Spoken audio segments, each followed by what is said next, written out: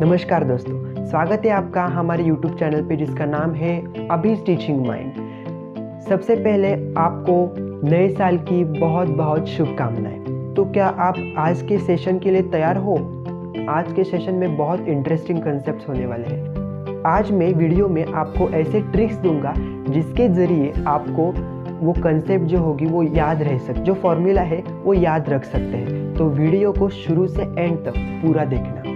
और हाँ, अगर वीडियो पसंद आती है तो लाइक, कमेंट, शेयर और सब्सक्राइब भी जरूर करना। Okay, so our first concept is testing of IC engines. Now IC engine test करने के लिए कुछ पैरामीटर्स को मेजर करना पड़ता है। Some parameters are to be measured, so we will see that parameters one by one. Okay, so the first parameter is indicated power, which is given as IP. Then what is this indicated power?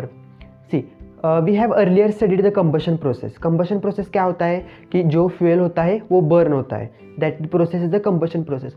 So उससे जो हमें power मिलती है, the power which we get due to the combustion of the fuel, that is nothing but the indicated power. Okay, so first one is the indicated power.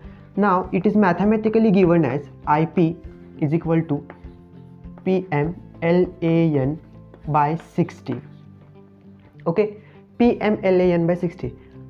अगर आपको indicated power का formula याद नहीं रहता है तो कैसे रख सकते हैं? Let assume that there is a no M in this. Okay, PM no M. Then what will happen? Plan. कोई तो प्लान हो सकता है ना। सो इंडिकेटेड पावर हम कैसे याद रख सकते हैं? प्लान बाय 60 और इधर खाली एक m जोड़ देना। तो अब ये where this PM is mean effective pressure.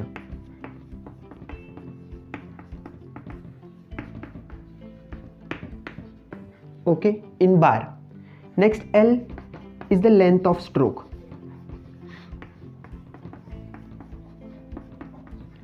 In meter. Next A, area of piston in meter square, and N is the speed of engine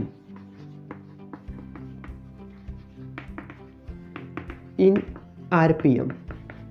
Okay, so this is the indicated power. How to remember indicated power? Plan by 60. Okay, this method is quite easy to remember the formula. Okay, now this brake power. Generally, from where the brake power is obtained? Brake power is obtained from crankshaft. Whatever the power we get from the crankshaft is nothing but the brake power. The formula for this is given by 2 pi nt by 60, where n is the speed of engine, same as for indicated power, in RPM, and t is a torque in Newton meter. Okay, so brake power 2 pi NT by 60।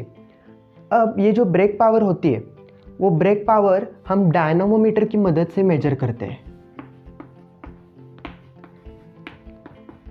Okay, अगर प्रोनी type हुआ तो क्या करेंगे? ये formula use करेंगे 2 pi N W into L by 60।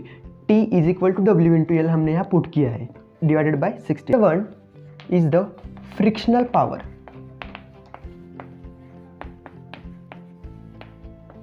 अभी इसको कैसे याद रखेंगे? फ्रिक्शनल पावर को उसके नाम में ही है। जो power due to loss of friction की वजह से जो पावर जनरेट होगी वो फ्रिक्शनल पावर।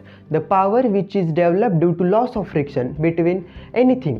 ओके, जिसमें फ्रिक्शन होता होगा उससे वो पावर जनरेट होती होगी और वो होती है फ्रिक्शनल पावर। अभी हमने 3 पावर देखी, इंडिकेटेड पावर, ब्रेक पावर और फ्रिक्शनल पावर। तो इसमें रिलेशन क्या होता है? Indicated power is equal to brake power plus frictional power. Okay, the relation between these three power is in this way, and if you want to find this frictional power, so it will be indicated power minus brake power. Okay, ये frictional power इधर ही रखा, break power इधर लिया, तो इस इधर plus sign वो minus हो जाएगा. Mechanical efficiency.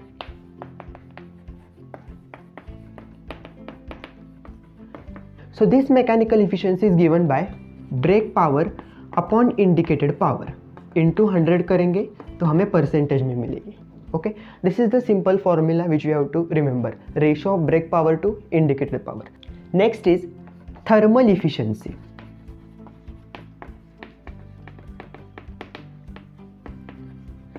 Now see, in thermal efficiency there are two type of thermal efficiency.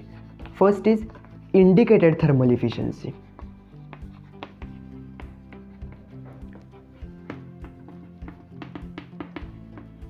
Now what is this indicated thermal efficiency? How it is given? Mathematically how it is given? So indicated thermal efficiency is defined as the ratio of indicated power to heat supplied.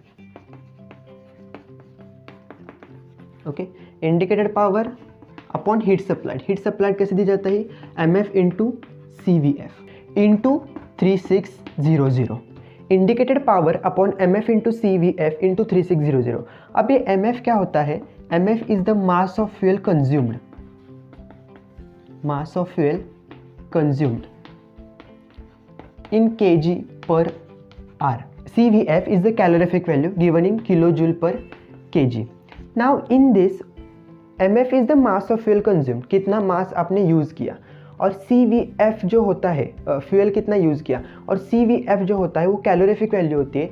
वो जब आप problems IC engine के related solve करते हैं तो वो calorific value आपको उस प्रॉब्लम में दी जाती है. It is given in the problem. Calorie in brake thermal efficiency this is defined as the ratio of brake power upon heat supplied. Okay, into 3600. Same brake power upon mf into CVF into 3600.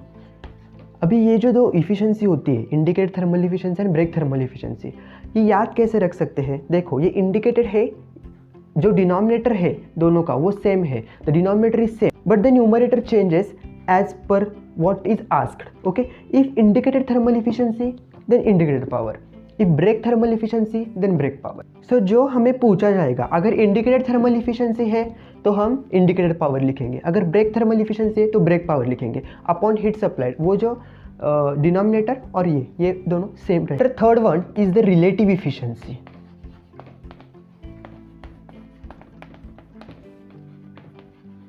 तो relative efficiency कैसे दी जाती है? It is given as the okay, it is defined as the ratio of indicated thermal efficiency or brake thermal efficiency upon air standard efficiency.